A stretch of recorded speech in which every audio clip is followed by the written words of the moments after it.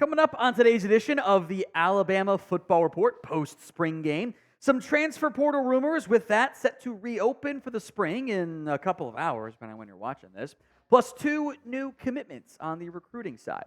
We will have you covered, even though it is draft season as well for us here at Chat Sports, with the transfer portal and updates on it. So do not miss out. Hit that sub button right now.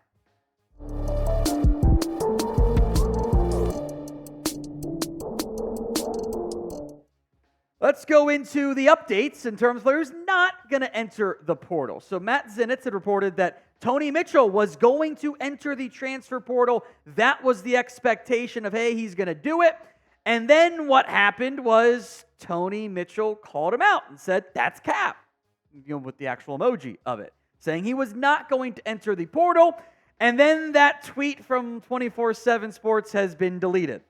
So this is what happens when you get bad information and you try to beat people to the punch instead of just letting them announce it themselves. Other reports have said he's undecided, but clearly from Mitchell, he wasn't going to enter it. At least he hasn't made up his mind about entering it. To be fair now, well, both sides a little bit here, it wouldn't be that surprising if Mitchell chose to enter the portal. I think even in a thin defensive back room, I think he's a little bit buried right now. And it could also change based on what, if any, defensive backs Bama adds into the portal this past year. Like, he stuck around with Nick Saban, new regime in charge. You will see players hop in the portal and leave the portal. That's how things are going to go. That's okay. That is the new reality of college football with free agency. You can call it that. So, you added Keon Sapp, you added Domani Jackson. You have one returning starter, Malachi Moore. We'll see if DeVonta Smith carves out a role. Could have 3 new guys starting that weren't on your roster last year. Maybe even all 3 transfers, depending on what happens here in the next couple of days and weeks in the portal. So prediction time. Will Mitchell enter the portal? Y for yes, N for no. It is today's pinned comment. You should know what that means. It means an ad's probably going to play on YouTube, and that's fine. Skip it. Ignore it. No one cares. Instead, go vote at the pinned comment, Y or N. Now, the portal window will open up from April 16th through May 1st.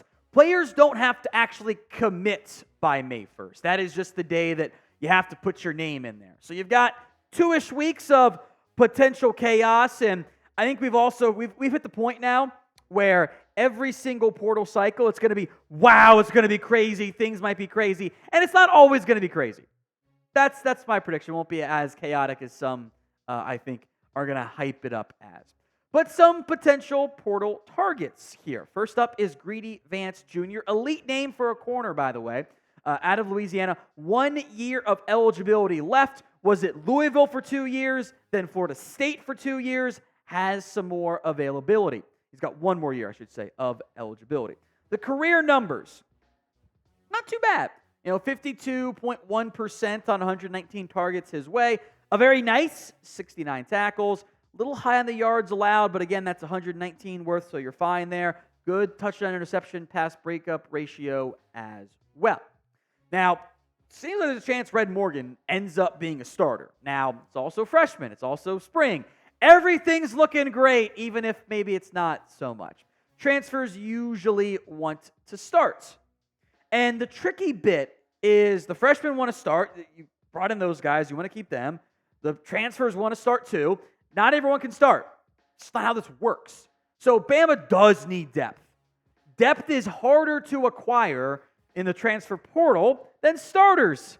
Because would you rather be the number 4 corner for Alabama or go be the number 2 or number 3 corner for Vanderbilt or Kentucky? Or be the number 1 guy at UAB? Probably going to take Vanderbilt or Kentucky still, but the math isn't always mathing. It's a tricky balancing act coaches have to do. That's why you see so many teams employing a GM, whether in title or not. There's a lot more roster management and balancing of the sides and the roster than there used to be for these teams. So when we get to the start of the year and this spring transfer portal window closes, everyone commits, etc., how many players will end up on the Bama roster? Get those predictions in for me in the comments today. This video is made possible by Game Time. Game Time is the place for last-minute tickets to your next big event. They've got last-minute deals because prices tend to drop as the events get closer, and they've got the lowest price guarantee. It's the Game Time guarantee. You get the best price. In fact, if you find tickets in the same section and row for less, Game Time will credit you 110% of the difference. You can see the view from your seat, just like in that middle screen, by the way, and move it around as needed so you know exactly what to expect from a view perspective when you arrive, and you don't get some crappy view because you didn't realize there was a barrier in the way or whatever. It's not just for football or basketball or baseball. It's concerts, comedy, theater, and more. So download the Game Time app, create your account, and use code CHATSPORTS for $20 off your first purchase. Terms do apply, but again, create your account, redeem code CHATSPORTS, ChatSports, for $20 off. Download Game Time today for last-minute tickets and the lowest price, all guaranteed. Link and the promo code are in the comments section and in the description. Fegans is once again in the transfer portal. I'm going to mention him today because he was, of course, at Alabama originally. I'm going to pass on this one, to be clear. He's got 3 years of eligibility left. Went from Alabama to USC, so it became a year-delayed trade for Domani Jackson straight up. Sounds like the expectation here is that he will end up going to Auburn. That wouldn't be a huge surprise. Brother might commit there as well, so fine. We can see him again later on in the season. Of note, again, it cannot be made official yet till, I guess, tomorrow. Kadyn Proctor was present, though, at Alabama's A-Day game and is expected to transfer back officially later on in the process. He's made the announcement. Been a whirlwind 2 months for Kadyn Proctor. Hops in the portal, announces he's going to Iowa 2 days later, reveals Iowa actually tampered.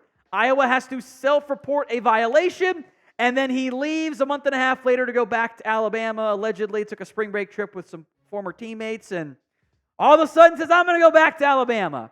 Snip, snap, snip, snap. Do you have any idea the physical pain that 2 transfer portal entries in a couple of months impacts on a fan base? I genuinely feel bad for Iowa, actually. That sucks. What happened there was great for Bama, good thing there, great player. What happened to Iowa was they were dating him, I'll do with that analogy, got left at the altar with his flip on signing day. They get back together, and then he leaves him again at the altar. Probably not going to happen a third time. This is a big deal, though, for Bama's offensive line. In theory, you could put Elijah Pritchett back to right tackle because, in theory, you're going to play Kadyn Proctor on the left side, just like you did last year. You let Pritchett and Formby, maybe Miles McVay gets in the mix there as well. But this group went from, boy, I don't know how I feel about the tackle depth, to we're good again. Everything's fixed because you got the 5-star recruit back in the fold. So who gets left out in the starting group among tackles when everyone's healthy? EP for Elijah Pritchett, KP for Kadyn Proctor, WF for Wilkin Formby.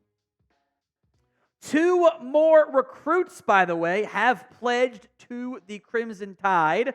Most notably is, I believe it's pronounced Lotzier Brooks, the wide receiver, who committed kind of like during signing day, or not, during the A-Day game, if I'm following that properly, which was, I guess, one way to kind of get distracted from the game itself. Game, as you watch with producer Chris's spring game, wasn't really much of a game. 3-star recruit, 437 overall, number 14 from the state of New Jersey, 63rd ranked wide receiver. Lots of notes that make me think he might end up being a bit of a higher rated recruit when it's all said and done. 10.8 100-meter yard dash in 8th grade. Always nice to know that you will never be as fast as an 8th grader was. I think he is a bit underrated by the services. That happens this time of the year. He's only gone to 1 camp, by the way. That was an Alabama camp. Again, that means that the recruiting services aren't getting eyeballs on you. And my favorite high school stat of the day, 61 catches, 1,295 yards, and 22 touchdowns as a high school junior. I love when those things happen.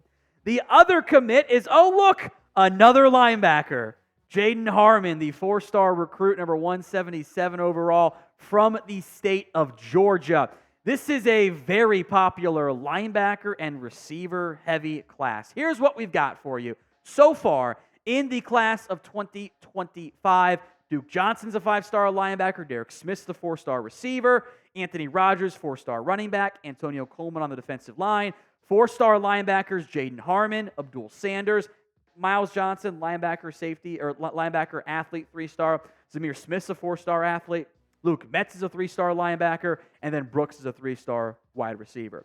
Do you know where Bama thinks they might be weak next year? Linebacker and receiver.